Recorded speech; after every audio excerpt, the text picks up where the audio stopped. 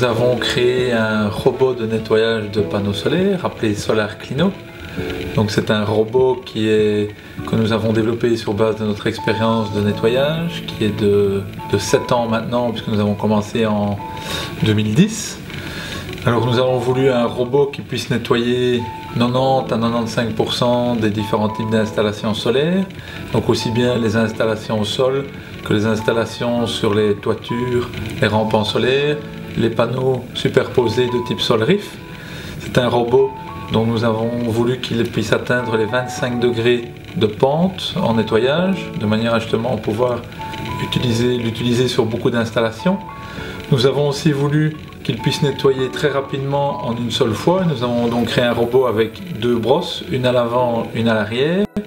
Et nous avons aussi mixé les poils, puisque nous avons un poil souple sur chaque brosse et un poil dur. Le poil souple pour enlever les poussières et le poil dur pour enlever les saletés plus dures et plus collantes.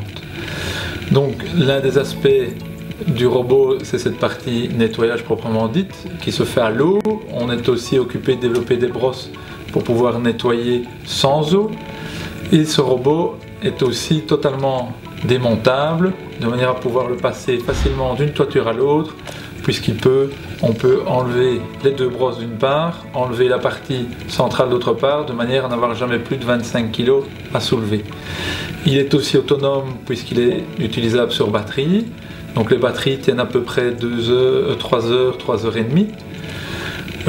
Pour une batterie, on peut évidemment en mettre plusieurs. Le robot est télécommandé, donc il a aussi 2 chenilles qui lui permettent donc d'avancer dans un sens comme dans l'autre, de pouvoir tourner à gauche à droite, de pouvoir faire demi-tour sur lui-même.